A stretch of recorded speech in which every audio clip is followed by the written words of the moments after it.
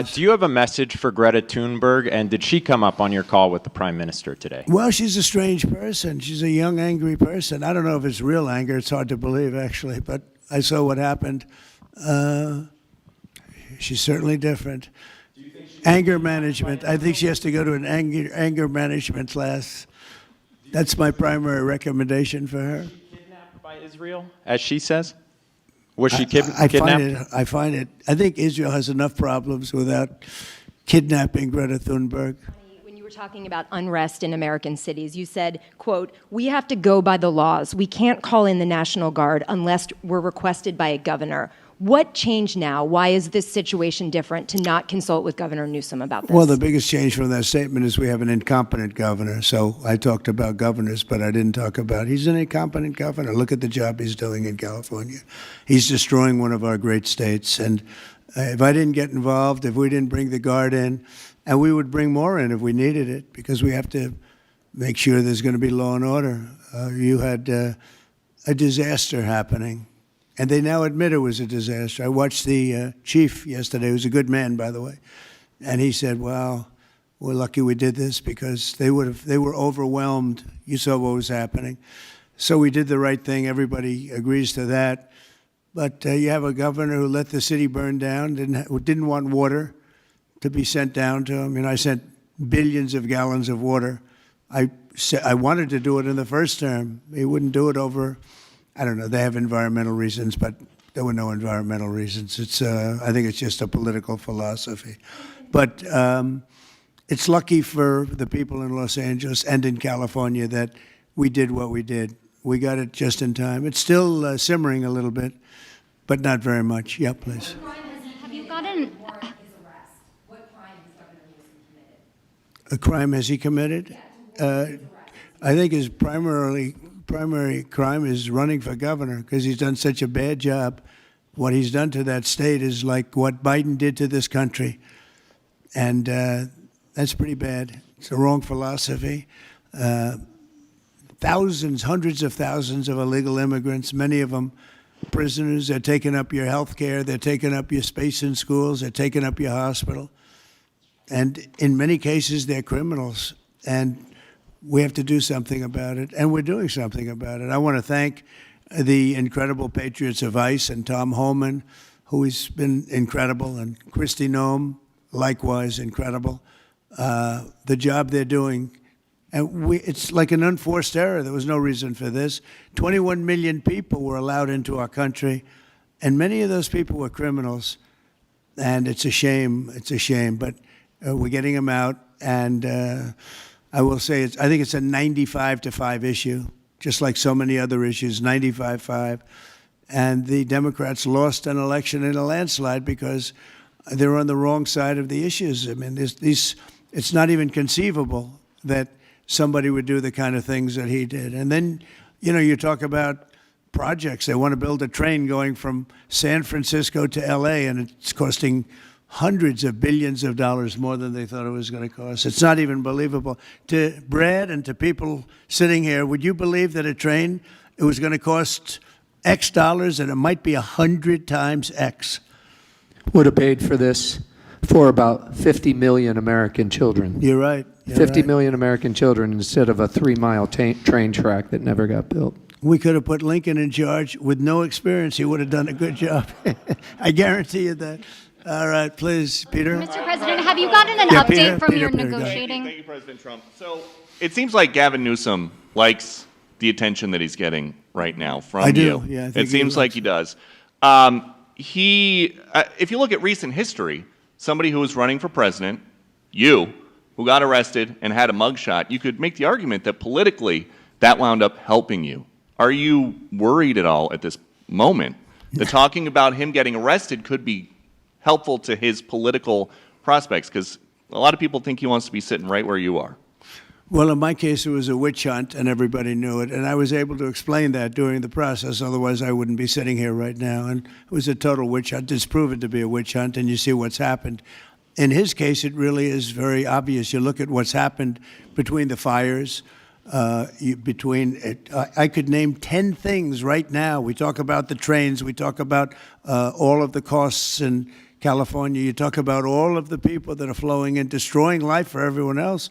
So no, I don't think it's going to help him. I think it's actually very bad for him. And right around the time that we were walking in here, the governor and the state attorney general said that they're going to sue you for sending the National Guard in. They're saying there's no invasion, there's no rebellion.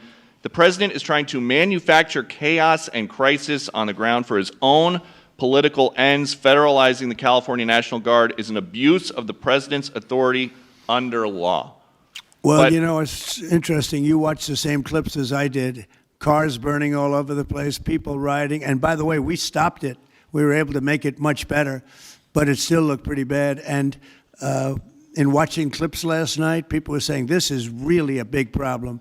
And until we went in, if we didn't do the job, that place would be burning down just like the houses burned down. They were in big trouble last night, Peter. You know it. And the night before, and the night before that. And I feel we had no choice.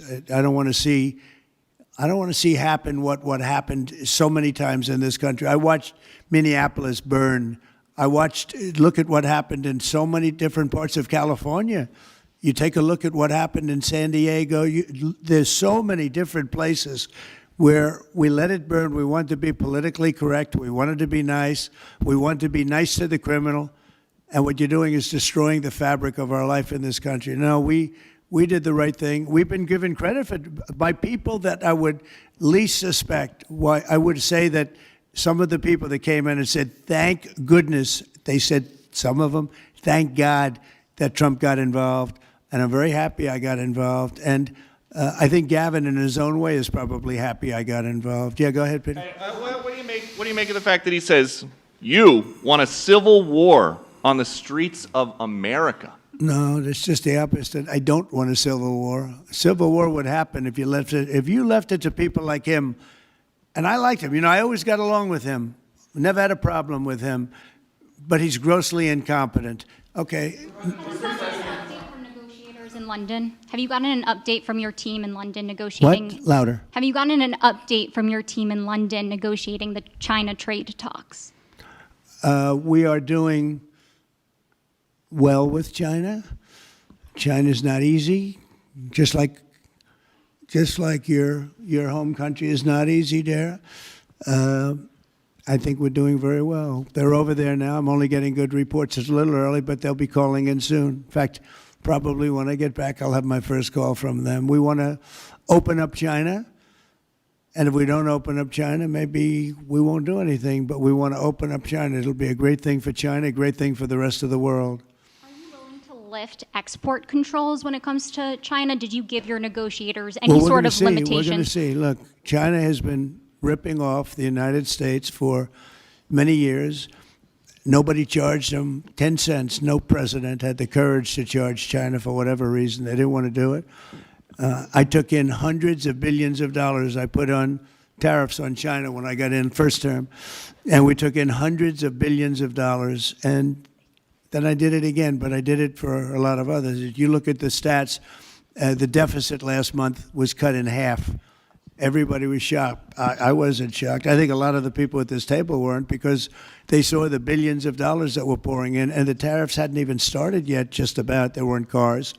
They were in some countries at a very minor level. And we cut the deficit in half, and it was a big story a couple of days ago. They said, I don't believe, one of the announcers on a business network went wild, said, I can't believe these numbers. Those numbers are good. The numbers are going to be very good. I think we're going to have a great 4 years. You know, we had the greatest economy in history during my 4 years. I think this one's going to blow it away. Yeah. Go ahead, please. Do you have a message for Greta Thunberg, and did she come up on your call with the Prime Minister today? Well, she's a strange person. She's a young, angry person. I don't know if it's real anger. It's hard to believe, actually, but I saw what happened. She's certainly different. Anger management. I think she has to go to an anger management class. That's my primary recommendation for her. Was she kidnapped by Israel, as she says? Was she kidnapped? I find it. I think Israel has enough problems without kidnapping Greta Thunberg. And secondly, are you going to Is that what she said? She was kidnapped by Israel? Yes, sir. Are you going to get rid of the Tesla and the Starlink service that you have here at the White House? No, I haven't heard that. I mean, I may move the Tesla around a little bit, but I don't think we'll be doing that with Starlink. It's a good service. Where are you going to move it to? Move it around. What do you mean? I have a lot of locations. Actually, about the I got so many locations, I don't know what to do with them all. About the Tesla, did you ever see Elon Musk get physical with the Treasury Secretary? No, I didn't. And I tried to They ask. did have an argument, but I didn't see I didn't see a lot of physicality there. And there was this New York Times report that he did not want to talk about, Elon Musk, that alleged that he, towards the end of his time in the White House, was blurring the lines between recreational use of drugs and medicinal. Do you think he ever had drugs here at the White House? I really don't know. I don't think so. I hope not. Look, I wish him well. You understand. We had a good relationship, and I just wish him well. Very well, actually. Yeah. About aid in Gaza, you mentioned now the flotilla. Do you have a response at all about Israel intercepting this boat? And can you give us an update on what's happening to the entry of aid into Gaza right now? We've had people being shot by Israeli forces who are trying to get aid from the Gaza Humanitarian Foundation. Yes. Gaza right now is in the midst of a massive negotiation between us and Hamas and Israel, and Iran actually is involved. And we'll see what's going to happen with Gaza. We want to get the hostages back. That's all I can tell you. Yeah, please, in the back. Yeah. Back to California briefly. You said yesterday when Janta Ka Reporter that it was not insurrection taking place, but then on True Social a bit later, you had said they were insurrectionists. After what you've seen You're now, talking about in L.A.? Yes, sir, in L.A. I wouldn't call it quite an insurrection, but it could have led to an insurrection. I mean, that was a lot of harm that was going on last night. I watched it very closely. And it was amazing that the job that the National Guard did. And by the way, the police were working very hard also. But, you know, the police are given instructions to be politically correct. I said, no, you don't have to be politically correct. You have to do the job. And on Elon Musk, do you plan to speak to him on the phone anytime soon? I know some. Which one? On Elon Musk, do you plan to speak to him on the phone anytime soon? I haven't really thought about it, actually. I would imagine he wants to speak to me. I would think that. If I were him, I'd want to speak to me. And maybe he was already called. You'd have to ask him whether or not he's already called. But I'd have no problem with it. If he calls you, pick up and speak to him. Well, I don't want to say that, but I would imagine he'd want to talk to me. Mr. President. Yeah, please. We're supposed to get a counter proposal from Iran today. Have you gotten that proposal? And what is the main impediment? We have a meeting with Iran on Thursday, so we're going to wait till Thursday. And what's the main impediment to getting a deal? Well, they're just asking for things that you can't do. They don't want to give up what they have to give up. You know what that is. They seek enrichment. We can't have enrichment. We want just the opposite. And so far, they're not there. I hate to say that, because the alternative is a very, very dire one. But they're not there. They have given us their thoughts on the deal, and I said, it's just not acceptable. So this was the main topic for Prime Minister Netanyahu today when you spoke? I would say, yeah. I don't know what else. I can talk about the weather. Well, you can talk about Lebanon. Pretty much that's the main topic, yeah. Mr. President. We talked about Lebanon also, yeah, we did. Well, Lebanon's working very hard. They have a great new ambassador that I put there. Man I know very well. He's very smart. I didn't even know he was Lebanese. And I said, why would you want Lebanon? He said, I was born there. I love it. I love the people. I said, it's very dangerous going to Lebanon. There are some ambassadorships that are wonderful. There are some that are dangerous. I said, Michel, his name is. It's a he, Michel, very elegant man. And I said, why would you want this? And he said, because I love my country and I love those people. I said, it's very dangerous. He goes, I don't care. This is not a man that lived on danger. He's a very successful man from here. And he wanted to be the ambassador despite probably a very dangerous situation he's going into. You see what's going on. But I had great respect for that. He loves that country. He loves it. He was born there. He loves the country. Yeah. Mr. President, you've got a big, beautiful parade coming up on Saturday. We do. What's your biggest expectations for that? And I've got a second question in regards to Gavin Newsom. Go ahead and talk about the big, beautiful parade. Thank you, Brian. It's such a, I think, important moment for this country. 2 weeks ago, I was calling people and back and forth with leaders, including President Putin, including French president, including lots of different people. And all of them said, we're celebrating victory in World War II. And I said, wow, isn't that amazing? We're the only one that wasn't celebrating, and we're the one that won the war. Now, Russia did help. They did lose 51 million people, in all fairness. People would say, oh, he's sticking up for Russia. No, they lost 51 million people. And, you know, we can't forget that. But France was celebrating. And as you know, Hitler made a speech at the Eiffel Tower. But when I spoke to President Macron, he said, oh, we are celebrating the great victory of World War II. And I think that's great that he was doing it. But we're the one that won it, and we weren't celebrating. I said to myself, you know, isn't that crazy? And I think it's time for us to celebrate a little bit. You know, we've had a lot of victories. We won 2 world wars, and then we go out and change the name of the forts where we won the wars. You go out, we win world wars from Fort Robert E. Lee, from Fort Bragg, from all the different forts. And what do? We change the name of the forts because we want to be politically correct. So a lot of them were changing back. You probably noticed Fort Bragg and others. But I think it's a time to celebrate our military. You know, we've rebuilt our military largely. Little low on ammunition.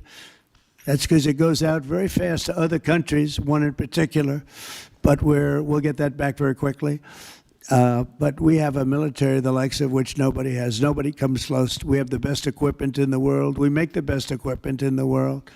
There's no military like our military. We showed that with ISIS. I was told by the television generals it would take 4 years to win, and we did it in 3 weeks. And it was headed by General Raisin Kane, who's now the chairman of the Joint Chiefs of Staff. He's great. Just left him.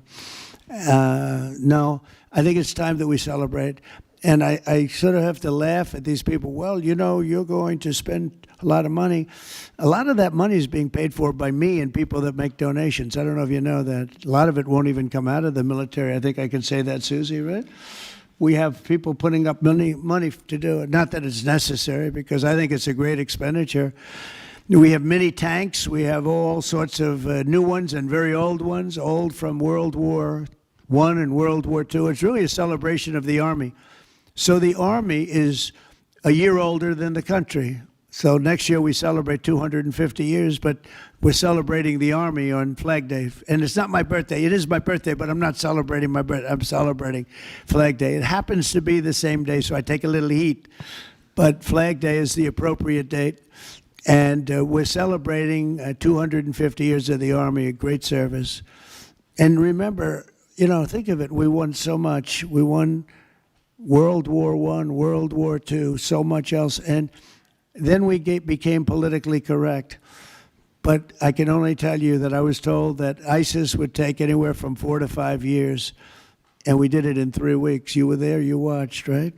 We have the greatest military in the world. Nobody can beat us. As long as we have our right leadership, nobody can beat us. If we have stupid people running it, like you had in Afghanistan, when you look at that, first of all, Afghanistan should have been an easy victory as a war, but we were so sad the way we fought it, so ridiculous. We fight not to win, but we didn't used to be that way. And we're celebrating, because I think the day in Afghanistan was the saddest period of time in the history of our country. That was a Biden mess with bad generals like Milley and others. They were bad. They were incompetent generals. I know all the good ones and the bad ones. We got rid of most of the bad ones. But it was time to celebrate, and that's what we're doing. So it's on June 14th, and it's going to be a parade the likes of which I don't know if we've ever had a parade like that. It's going to be incredible. We have even though it's the Army, we have a lot of those Army airplanes flying over the top, and we have tanks all over the place. So we have thousands and thousands of soldiers going to bravely march down the streets. It's going to be a beautiful day, I think, and we're going to celebrate our country. You spoke of leadership, and real quickly, speaking of Gavin Newsom, is he the right leader for California, considering how massive their economy is and all these U.S. investments coming in? Is he the right governor and leader for the future of California and for I don't U.S. think investments? he is. I mean, I think he's done a terrible job. And, you know, he's a guy, I always got along with him. You look at his past statements about me. I was a great president. I always took care of California, you know, all that. But I'm just talking on results. You look, you know, here's the advantage of beautiful weather, maybe the best weather of any state when you think about it. Beautiful weather, beautiful ocean, beautiful everything. You have all the advantages, and he didn't take advantage of that. And he's let people come in by the millions who are overrunning your hospitals, your education system, and your police. Your police are being overrun. Look at what's happened. He should only be happy I sent in the military, because if I didn't send them in, you would have had a problem there, the likes of which we haven't seen in a long time. Yeah, please. Thank you, Brian, very much. Supersonic flight. On supersonic flight. Supersonic Yes, flight. sir. I know you just signed an executive order Right. on it. Do you want to see a supersonic Air Force One in the next 10 years or so? Oh, well, I don't care too much about that, but I would like to see, you know, if you think about it, flight, the word flight's an interesting word, but it's probably the only category where we've actually gone backwards, because we used to have the Concorde, and we could fly to London, Brad, very quickly and nicely. And today it takes you 2 times and 3 times as long. It's the only thing where we've regressed. By the way, the Concorde, to my way of thinking, to this day, Michael, because you're very much into aesthetics, I know, but to this day was one of the most beautiful pieces of art I've ever seen. It was a piece of art, the beauty of the Concorde. It was the most beautiful plane, but it was, you know, got you there in half the time. Now you spend a lot of time, and there's no reason for it.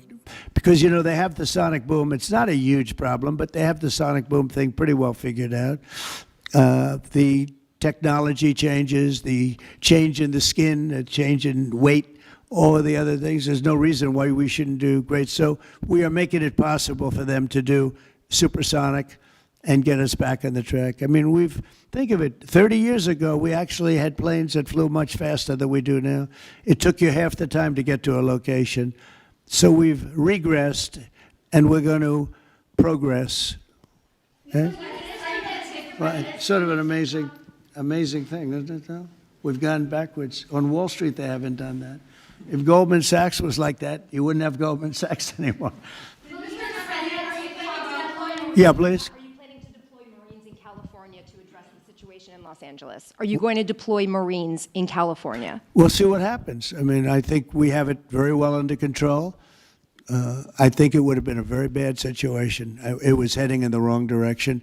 It's now heading in the right direction. And we hope to have the support of Gavin, because Gavin's the big beneficiary as we straighten out his problems. I mean, his state is a mess. And I'd like to get somebody involved in the rail, because, look, personally, it should have never been built, because you can fly there for $2, and what are you doing? They're doing that. You could drive, you could do lots of different things. You know, if they did a study, if you gave every passenger the finest limousine service in the history of our world, the most expensive chauffeur-driven, white-glove limousine service back and forth, we would have saved billions of dollars as opposed to building this monstrosity that's going up. And I've never seen anything. You know, I've seen cost overruns. I'm a person, I've always done well on cost overruns. I don't have them. But I will tell you, I have never seen cost overruns. You see them where they're 20% more, 50%, 100% more. These are thousands of percent. Nobody even knows. They have no idea. And it was supposed to be from San Francisco to Los Angeles. Well, they just made it way outside of Los Angeles. It's stopping in the middle of, I don't want to say nowhere, because I happen to like one of those little cities very much, but it's way short of the destination. And our government is saying, you know, why are we involved in this thing? It's been handled so badly. Before him, but he really blew it. So, you know, all right, one more question. Speak to any of the discussions that were had there and the purpose of that retreat, your time at Camp David. On a what? Your time at Camp David, can you speak to what discussions were had there and the purpose of that retreat? Well, I don't want to speak to discussions. I mean, I told you what we were there for a little bit. We had discussions on many topics. We had a group of people, a large group of people, including generals and admirals and lots of others. And all I can say is our country's in great shape. We're in great shape economically. The bill that Mike and Jason and all the people are working on is going to be, I think, amazing. I think it's going to be one of the most important pieces of legislation we've ever had in this country.